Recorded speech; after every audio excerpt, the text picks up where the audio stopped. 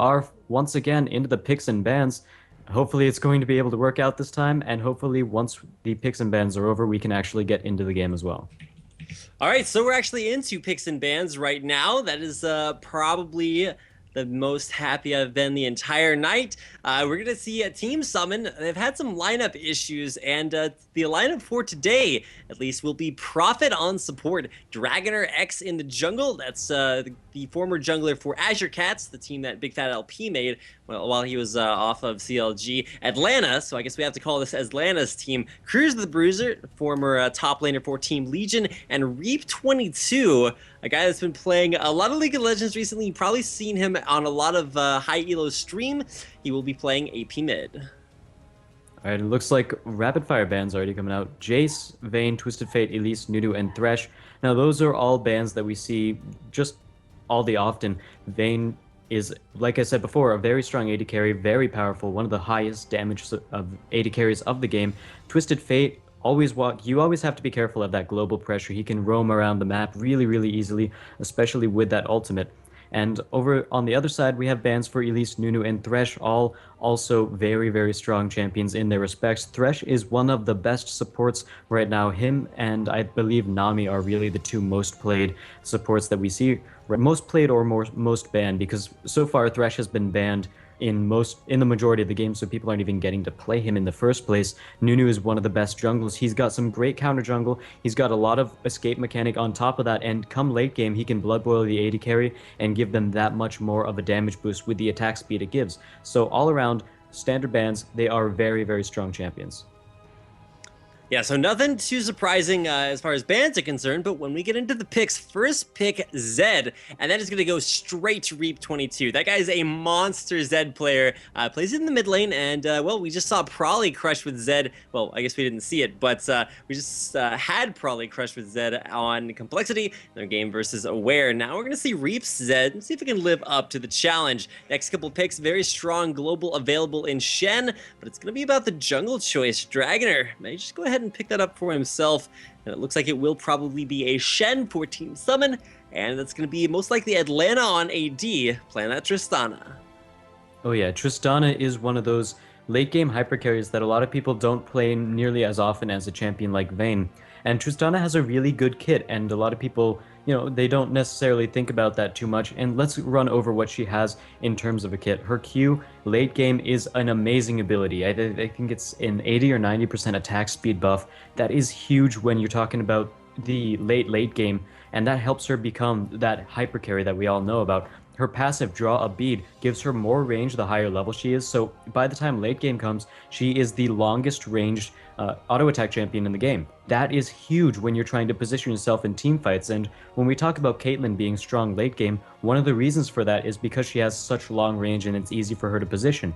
But if we go back to Tristana again, one thing that she has on top of that is the rocket jump. If she gets a kill or an assist, rocket jump refreshes, so she has that sort of free positioning, if you want to call it that, if she lands one of those kills. So she can potentially go into the fight with rocket jump or try to escape from something, but as soon as she gets another one of those kills, she can rocket jump again, reposition herself, and that makes her positioning really, really good. And if you combine that with the rapid fire, then she becomes extremely strong in terms of a hyper carry. And as far as hyper carries are concerned, we're not actually seeing any just yet over on Complexity Academy. That's because they play a very different style of League of Legends. I was actually watching them casting them in the Bell Alliant Fiber Up Cup for, I think it was a charity League of Legends match of all Canadians, and it was interesting to see that not only is Complexity Academy an all-Canadian team, but they basically played a lineup very similar to this in their first round game. And when you look at what they're trying to do, it's just very heavy engage, because they're like, hey, if you guys have a hyper carry that's cool and everything, unless we can just get on them no matter what you do and kill them easily, which is what they're looking to do here. We're going to see Doomed Strobo lock in that's Zac, and when you consider Zac and Lissandra, there's a lot of stuff going forward and a lot of damage once you get there.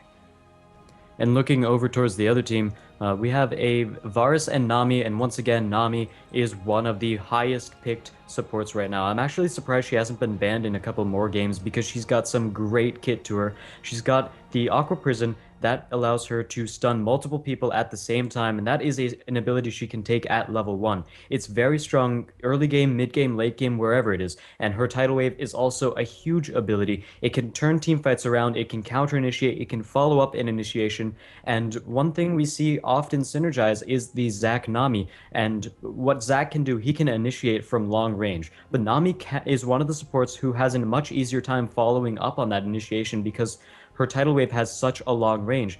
And one of the biggest things we see when people play Zac that works as a downfall is Zac sort of initiates a little bit too far out, but the rest of his team isn't close enough to follow up on that fight. So Zac ends up getting caught out alone. He dives past a couple of walls, but there's no team behind him. And if you're a lone tank sitting in the middle of the team, if you can't do enough CC for your team to get there, then there's really no point in that initiation, and they just sort of, unfortunately, let that die out. So that's something that they have to be careful of, and Nami is a great way to make sure that those initiations are followed up.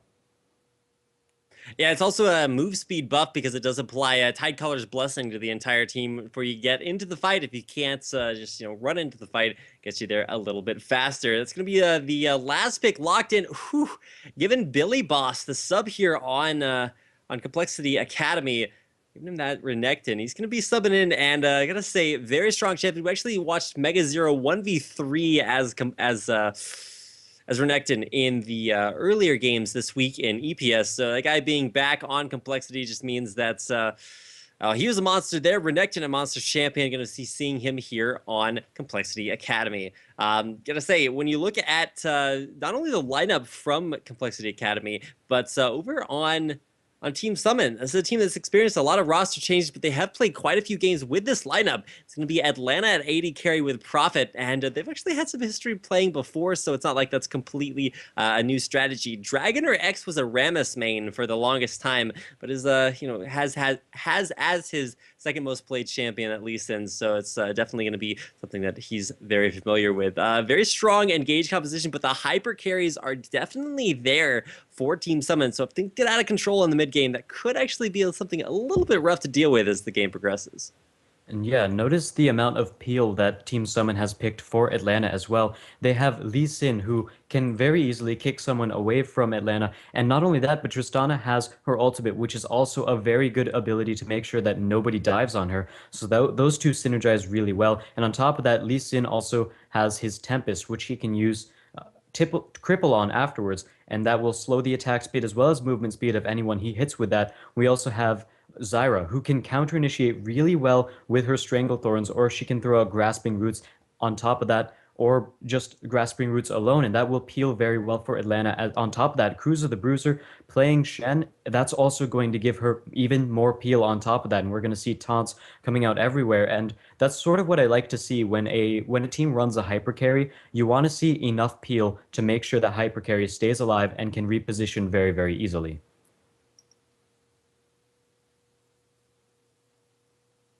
And it looks like we are going to go ahead and take a quick commercial break.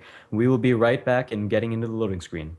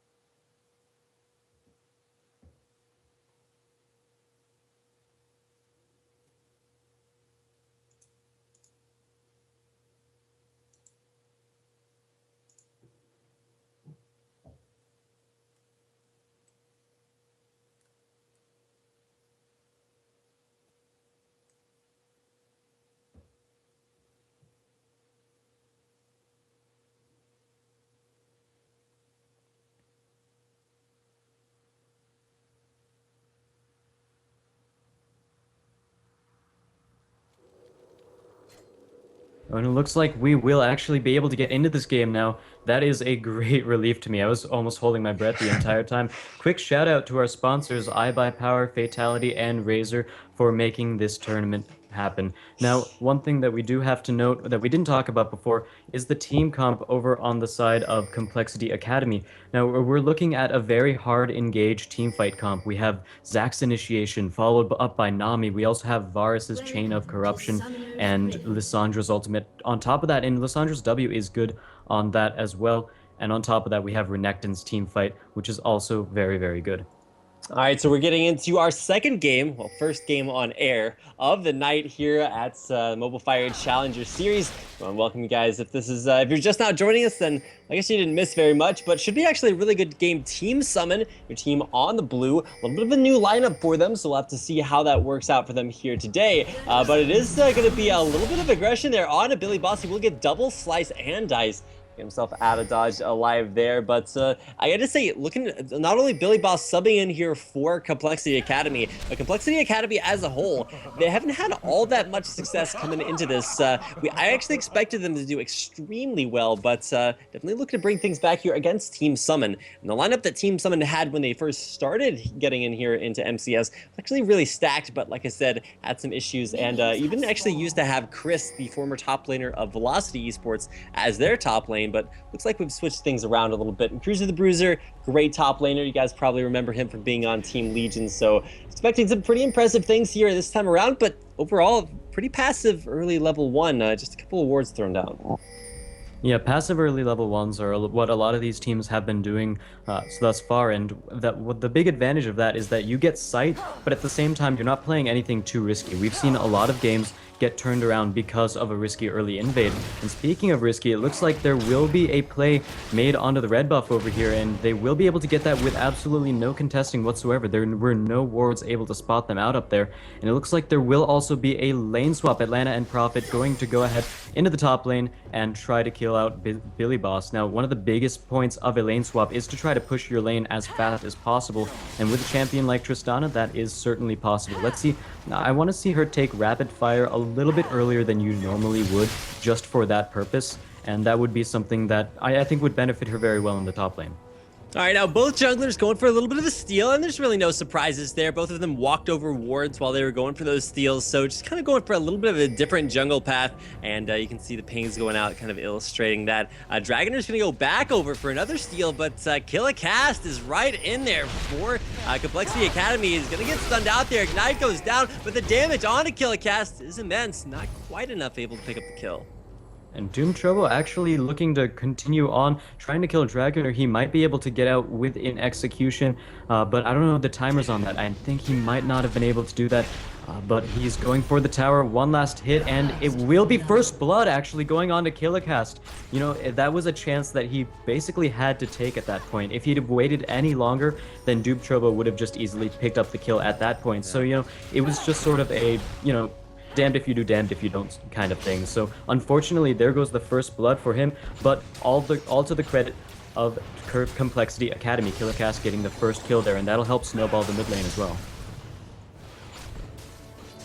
Yeah, the big thing to notice is that that's not only first blood, but double buffs as well. Killicast traditionally has a very early game Lissandra. You have to rely on your Iceborne passive a lot to give you free mana or to give you free spell casts, and not really, you know, have that much to worry about as far as mana in lane. But with the blue buff, you can pretty much do whatever you want, and that's going to make it a little bit rougher on Reap 22. But like we talked about, Reap 22, one of the best Zeds in North America, honestly. He's going to have his work cut out for him, but if I had to put the game in anyone's hands, it's our very capable hands to put them in. Do you see that 1v2 in the bottom lane? It looks like it's going to be getting a little bit of assistance there from Dragoner. Top lane, like you mentioned, very fast tower pushing Prophet and Atlanta, and they're onto the turret, taking it down to about a third HP. We'll put some damage down on Billy Boss as well.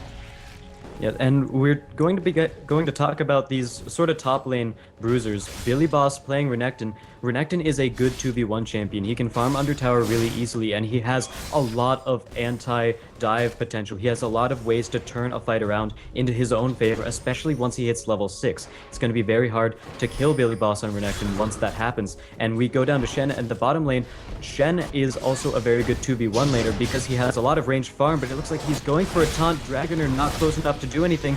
Goes for the Iron Will, but a safeguard, but unfortunately doesn't have anything to follow up with that. And as I was saying before, as well as Feint is going to be able to help Shen survive that 2v1 in the bottom lane, just mitigating a little bit of that poke every now and again. Well, and keep in mind, Billy Boss also took the Ignite top lane down below half HP. He's gonna have a little bit of a rough time at this turret. We do have Doom Trouble coming up to help him with the hold, but still, I don't know, man. It's looking a little bit rough up there for our heroes. Complexity Academy trying to hold down that top lane, doing a really good job pushing that bottom lane, but just not quite on par with how fast Team Summon are chunking things out up top. Doom Trouble helping him clear out the wave, but really the big deal we haven't talked about, off of that first blood, Killicast really hasn't been able to kind of snowball. I guess that's kind of a pun with the Ice Champions, but hasn't been able to convert that buff advantage into any kills. Reap just kind of playing this one safely for now. That is going to mean that, you know, he didn't have that strong an early game, or as strong an early game as he would have. It's still going to be, you know, I guess a good thing here for Team Summon, not giving away too much early on. One of the better things about Zed in the mid lane is that he has a lot of ranged harass as well as ranged farm, and in some cases it's got even longer range than a lot of most mages, because he can throw out one of his shadows and then use his Q on top of that, the shurikens, to get even more range on top of that, effectively doubling the normal casting range of a lot of champions. So that's something that helps Zed as a mid laner. He can farm with that, he can harass with that, and even with the normal cast range for Shadow, he can go ahead and use his E, Shadow Slash, and that's also a very good source of poke from that, and it also helps him clear the wave on top of that. So let's see what he's going to be maxing first. Razor Shuriken is the thing he's maxing. Now we see a lot of Zeds decide to max their E first for a little bit more damage and a little bit more slow, but it looks like Dragoner is in the bot lane. He's going to make something happen.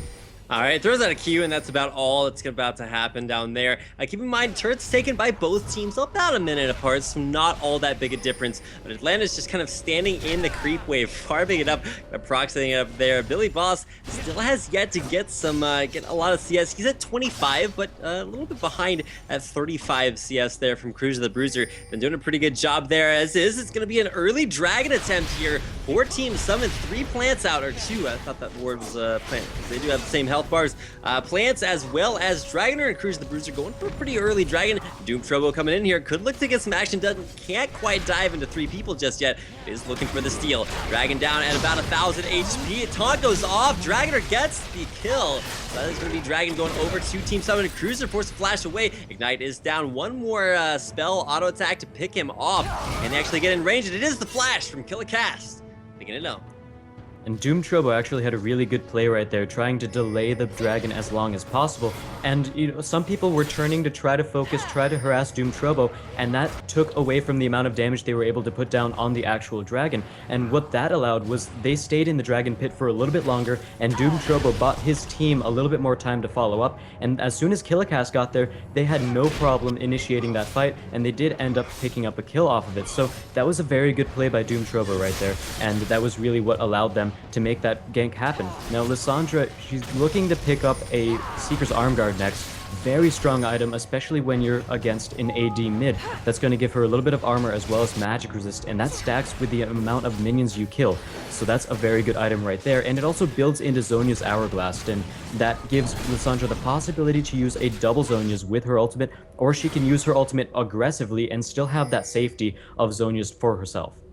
Yeah, 5 seconds of invulnerability is a pretty cool stat when you think about it. We are going to see a tri-lane down bottom for Complexity Academy. When you look at that mid, it's still just been 1v1, and now it's 1v1 up in the top. And this is where we really get a chance to see exactly how this lane has been working out. Billy Boss kind of freezing things, going to force Shed to go in, but bottom lane ulting in is going to be coming down there. Taunt lands onto Xanos as one dead Varus. The jumps continue. Atlanta going to throw out, or going to jump onto Dragon Rouge, gets the slow, force the flash out, and the tidal wave from Nami will just be a kill straight away. But Zyra going down there, so ultimately a 1-for-1. Mid lane, there's a flash from Dragon, or Q goes down there as well. Can't quite get the kick, or the insect. Kicks him away instead. Doom Trobo actually going in for Reap, forcing the flash, and Doom Trobo looks like he's turning on Dragoner, doing a great job of peeling him off actually. Gonna be able to save Reap 22 there, and not take too much damage himself. He's still gonna be able to defend this tower. And I want to go down to the bot lane engagement for a little bit, and note the fact that we see right there why the global pressure is so strong. Cruiser the Bruiser was able to make that fight happen for their team, and even though we had a quick kill onto Zyra, she got killed very immediately. Doom Trobo doing a great gank there, but they were able to turn the fight 2-2, and they were still able to win it because Atlanta and Cruiser have a lot of damage in CC between them, and they picked up a kill there as well. That is why global pressure is so important. That's why champions like Twisted Fate are banned out or picked, and that's also why Shen is not so commonly banned out, but is also picked quite a bit.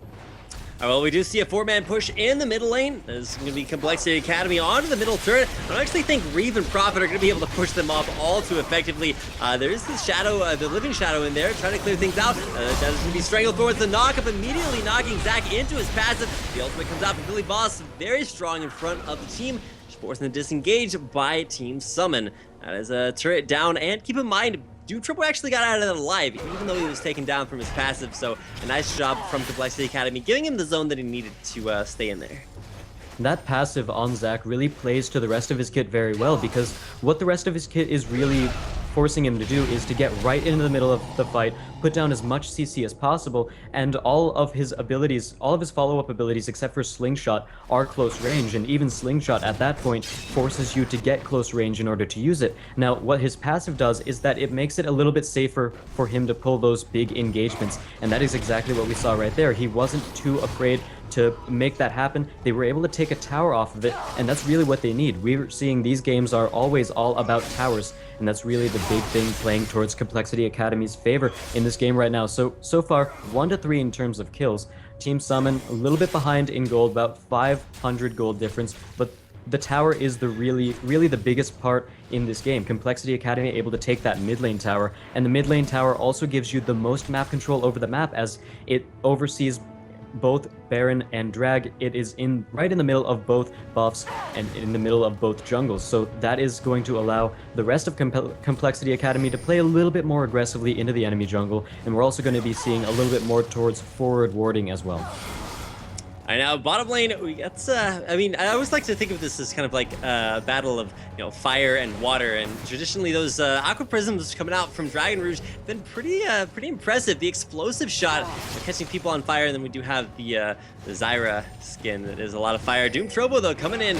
Going to be speeded up a little bit, gets the slow down, the stare down as well. CC reduction from the tenacity on Let's Bounce. There's the tidal wave for the slow on Prophet. He's not long for this world. Doom Trobo takes him out. No turret for Atlanta to run to, and there's going to be the immediate explosive shot, not knocking Atlanta up, allowing him to get away with his life. Great example of why Zac is such a playmaker. They capitalized on that perfectly, and unfortunately, even though the ultimate from Xanos didn't quite connect, it was still a very good gank, and they picked up the kill, and ultimately that's all that really matters. They get the extra map control in the bottom lane. They're able to push this lane out a little bit, which is possibly the biggest win in the bot lane. You know, that gold that you get from the kill is pretty important, but at the same time, they can push out the minion wave, force the minion wave to the enemy side of the map, and that forces someone to come down and clear the minion wave, or else they're going to take a little bit of tower damage, and they also can't push out to the enemy tower if the minion waves are already at their own side of the map. So that's really what the biggest part of that play goes for right now, and we see Atlanta, he just went down there to clear the wave, and now he's going to go back, so he's not mid, he's not trying to force something down mid, they're not able to group up yet, so that's something that sort of the hidden glory of that gank in that bot lane right there. And so once again, we look at the gold difference is about 600, so this is still anyone's game at the moment. We'll have to see how the rest of this game forces out. All right, well, we are kind of hitting the little bit of the middle portion of the game. By middle, I mean that we've seen one dragon go down already and some turrets go down as well. And as soon as the first turrets start to fall, they start to get a little bit interesting. Top lane, you can see it's Cruiser the Bruiser versus Billy Boss. He's gone for the offensive Renekton build. Instead of building out Sunfire Cape, you go for a little bit of extra wave clear from Spirit of the Ancient, not from Spirit of the Ancient Golem, but from the Tiamat. That's Billy Boss has got up there looking for Ravenous Hydra coming out next. And I gotta say, it's gonna be really good versus Cruiser the Bruiser, because it's gonna be a while before he has his Sunfire Cape. And that means that the pushing battle in favor of Renekton for right now. But right now, it's all about that dragon. Got some plants over the wall from Prophet, trying to zone things out. Reef's getting in there, but it is the smite going once again to Complexity Academy. The immediate initiation right after that, Reef gets blown apart. It is the Strength of Thorns right on there. Gonna get one knockup onto Dragoner. It's actually still looking pretty good here for Team Summon. Atlanta gets exhausted, cleanses, and almost immediately is still there in the back, but is the only one left alive. Looking to get the last auto attack, or just the ultimate. That's gonna be the Buster Shot, pick up the kill. Gets slowed out there by Doom Trobo. Continues to kind of micro away, Orb walking his way to, well, hopefully to safety, but with the knockup, that's Doom Trobo picking himself up the 4th kill of the game.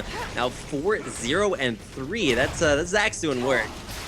And the thing that played to Complexity Academy's favor in that team fight was basically the fact that Team Summon was the ones to initiate on them. They were all grouped up a little bit. We saw a flash in from Reap and a follow-up from Dragoner with the Lee Sin resonating strike. And that placed them both at relatively the same spot. Killicast was able to land an ultimate onto Reap 22. He got taken down extremely quickly. Some of that extra burst damage from the ultimate landed on Dragoner as well, taking him down pretty low on top of that. And against a really hard engage comp, it's never too good to engage while you're grouped up, and that's really the big problem that Team Summon had in that fight. And after that counter initiate from Killicast, they just picked it up with Doom Trouble. Yeah, and speaking of picking things up, we're looking middle lane. It's all about Reap trying to get away. Piercing arrow actually does land, but not quite enough damage just yet. And if you look on to Xanos, he actually has been maxing that, so doing everything he can. Just can't quite finish off the kill. With a strong push down to middle lane, keep in mind it's 8-5, and with about a 2,000 gold advantage, just have a pretty strong game so far from Complexity Academy. I mean, we've seen kind of an interesting sort of take on this. Dragon Rouge, not the standard support, actually doing a pretty good job, although that bottom lane, I gotta say, Atlanta kind of coming up with some issues. We've seen probably the strongest performance from Team Summon. Cruiser the Bruiser, top lane 2-1-1, getting all over the map, and with almost the highest CS, actually looking pretty good for himself as well. As far as the builds are concerned, we actually talked about the Tiamat coming out from Billy Boss, but actually a little bit farther ahead in that Tiamat build is the Jungle Lee Sin Dragoner X, going for a more lane Lee Sin build by going for a Ravenous Hydra himself. Yeah, that's going to give him a little bit of extra damage, and as I talked about near the first game of the day, Lee Sin can either build for more damage or for more tank, and it works either way. In this case, he can afford to build damage because he has 1 kill, 2 assists, so he's not necessarily behind in the jungle, and on top of that, they already have a tank who is Shen, so Cruiser is going to be taking up that tank role with a Sunfire Cape, already a very tanky item, and that's also going to help him push these waves in the top lane, and you did mention that sort of Tiamat build on Billy Boss, so that Sunfire Cape sort of puts the pushing back into the favor of Team Summon near the top lane, but those two are going to keep duking it out, and if they do stay top, if they treat top like an island and they just keep pushing back and forth, then Team Summon is actually going to have a slight advantage right there because of Shen's ultimate. Stand United is able to teleport to any person on his team, granting them a massive shield, and suddenly within a couple seconds, Shen is now in a team fight that you didn't think he would be in. So that's a very strong ability. It's just about to come up off of cooldown in just a few seconds, so they might be able to protect them from this initiation. Yeah, but the initiation is actually going to be pretty strong if they actually want to fight underneath that turret. I think that's probably the best situation, best case scenario for Team Summon. They are kind of down there. Top lane, it's all going to be about Billy Boss and Cruiser the Bruiser. Now, Billy taking a little bit too much pain, so he's going to have to back up for now, but he has to stay in range of Cruiser because he needs to be able to stun him off of actually teleporting to the team fight because, to be honest, Renekton has the mobility advantage. He's actually looking to back on out, does not have teleport, which means that while he's gone, probably don't want to go for the initiation if you're Complexity Academy. Oh yeah, and it looks like they are already sort of backing off. They want to keep trying to poke out this mid lane a little bit. They see an opportunity to catch Dragoner, and there goes the ultimate. Yeah, gotta go in. There is the Shen ultimate from the top lane. Not actually all that effective. I would say actually wound up staying up there, and Dragoner, the only casualty of that fight, does get taken out. Now, keep in mind that is going to be enough to send him back to base to pick up his Ravenous Hydra, but all in all, middle turret defense actually going pretty well. We're gonna have Cruiser taunting in from behind. Reap going for the death mark immediately on his honest exhaust goes down. Barrier as well. Only taken down to half HP. It's Cruiser having to retreat now. Can't quite get to that back line. The knockup is on to Prophet. He's gonna go down almost immediately. Cruiser forced to kind of turn things around. Atlanta still dishing out the damage to the back, but just does not have the items. that he needs. Looking for even a last whisper before any extra attack speed on Tristana. Having some problems with items and a problem with that engage, but the turret's still alive for Team Summon. And I would like to go back to the very start of that fight where Complexity Academy actually pulled a really nice sort of retreat bait where they're saying, all right, we're leaving now, you guys can push out a little bit. And unfortunately, Team Summon fell for it. We saw Dragoner, he was just clearing the minion wave, extended a little bit too far, and I guess underestimating the amount of mobility that Team Complexity is running in their comp. Doom Trovo with an Elastic Slingshot, able to get right over there and quickly CC Dragoner, and on top of that, Killicast using his E to get right close to him, using her ultimate to entomb him, and at that point it was basically an easy kill for the rest of the team, and that sort of snowballed the rest of the fight as well. And part of the other problem that Team Summon suffered right there was, once again, they initiated into this heavy initiation teamfight comp where even though they initiated into Renekton, who has some amazing turning power. Suddenly a Renekton is in between you and your enemy's squishy carries. He's going to pop his ultimate, he's going to have a lot of damage with that AoE ultimate of his, and he's also going to have a really nice burst of health tankiness on top of that, and he's got quite a bit of CC. So that was really where the team fight went wrong for Team Summon, and unfortunately they lost a lot more from that than they would like to think, and especially it looks like Complexity Academy going for this dragon now. Third dragon of the game, getting chunked out almost immediately there. It's going to be going over to Complexity Academy. Third dragon, 3 turrets as well, and the global gold is really starting to stack up. 4,000 gold advantage. Oh, well, let's go with 3.5. But this Cruiser the Bruiser, he knows what's up. He's gonna get the flash, the taunt landing. He's actually zoning pretty much the entire team right now in the back. Complexity Academy gonna go in there. They will drop Zac into his passive pretty fast. Killicast forces throw down the Zhonya's has an ultimate still alive. Cruiser the Bruiser joining Reap in the death column. Atlanta jumping into an Aqua Prism. No parole for that guy. He's just gonna go down to the depths. He is out. Dragoner almost out. Does manage to get away with the last bit of his HP. Prophet survives without oracles, but a huge team fight and objective control there for Complexity Academy. That's one of the huge turning points that I saw for Complexity Academy in their team comp, and one thing that I talked about in the earlier during picks and bans was the synergy between Nami and Zac. Now, the entire time, you said it, Doom Troba was in the middle of Team Summon, and he was really just sort of keeping them there the entire time, making sure that they didn't initiate onto his own carries, and that entire time he was just tanking and tanking and tanking, putting out more CC and keeping them all occupied for the rest of his team to show up. Dragon Rouge landed an amazing tidal wave to follow up with that, and it's such a long range ability, no one really saw it coming. It came from the very back during the bushes, and you know that was one of the things that, okay, as Zac, if you initiate too far away and your team can't follow up, then you get caught out, and that's all there really comes from that. But with Nami's tidal wave, it wasn't really a problem there. They were able to take that engagement very convincingly, and at this point they're 6.9k gold ahead, 3 towers ahead, and as well as 8 kills. So they're looking really well into this game. Lissandra has built up the Zhonyas, so that's going to be double Zhonyas for her. And on top of that, Renekton, Billy Boss has picked up the Sunfire Cape, so the pushing power is back in his favor as well, and it's going to stack with his ultimate for even more teamfight damage. And looking around towards a little bit more of the builds, we see Zac, he's built a Locket of the Iron Solari as well as Spirit of the Ancient Golem, so going for the standard sort of tank route right there. They don't have a Bulwark yet, and one of the biggest reasons I think for that is because there's really no one on Team Summon who is AP, and Bulwark is a very heavy AP aura item that protects your team quite a bit. Now, the fact that he doesn't take that, you know, they're going to be missing out on the little bit of armor it gets, but they don't really need it. You know, they're too far ahead for it to really matter all that much. They don't need that item, and the Locket of the Iron Solari really is just going to do a little bit better for their team in general, especially since Doom Tropo is going to be in the middle of the fight, tanking it all. He's going to get the armor buff from Locket of the Iron Solari, and the shield is also a great thing to have for the rest of your team. All right, now Atlanta does have Last Whisper Infinity Edge. That means you're going to do a lot of damage when you auto-attack, but you don't actually have everything. Dragoner actually, with the knock-up immediately onto Atlanta. Double knock, actually taking him out of that jump away. There is going to be the Shed ultimate, just gets smacked in the face. Billy Boss, being a boss, taking out the AD carry 14 summon. Now it's Dragoner, the next to fall. He gets taken out, can't quite survive. So squishy with that full damage Lee Sin build. Is the first inhibitor of the game, going to Complexity Academy. And they were really just able to muscle them off of that inhibitor quite easily. They're very far ahead in this game right now, and one thing I'm noticing that actually concerns me a little bit is the fact that Team Summon has not built up an Aegis, has not built up a Bulwark yet, and considering the fact that Complexity Academy are the ones that have quite a bit of magic damage, that's something that they would consider picking up. Unfortunately for them, they have a Lee Sin jungle who is going for the damaging route. So he's got the Ravenous Hydra. Either he's going to delay the Runic Bulwark for quite a long time, or he's not going to get it at all.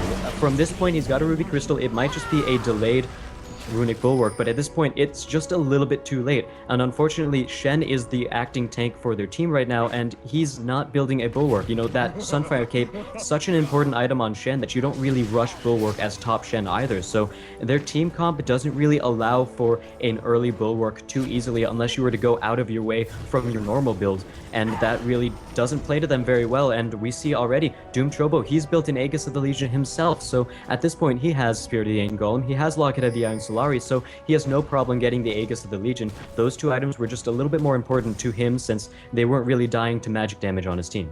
Yeah, but you gotta think about who's dying to what right now, and really, at least if your team summon, you cannot stand through this engage. To be honest, it's not even about the damage, but it's about Doomed Trobo getting off perfect initiates every single time. When you go in with Zac, the Let's Bounce actually gives you a knockup once per person, and you're also gonna get another knockup when you use that Elastic Slingshot. And last team fight, he was able to get both knockups onto Atlanta, just straight piercing through the back line, able to get the first knockup, and the second knockup actually taking Atlanta out of his rocket jump, so he wasn't able to disengage. And even though Cruiser the Bruiser had that stand united, he still wasn't able to get enough defenses. Once again, Doom Trobo going underneath the turret. So much armor on this guy, almost up at 200 armor. Does not care about taking up turrets. This will be another turret down. Doom Trobo going for the initiate. Let's Bounce is down. Gonna get the knockup on just about everyone. Reed getting blown apart before he can even ult.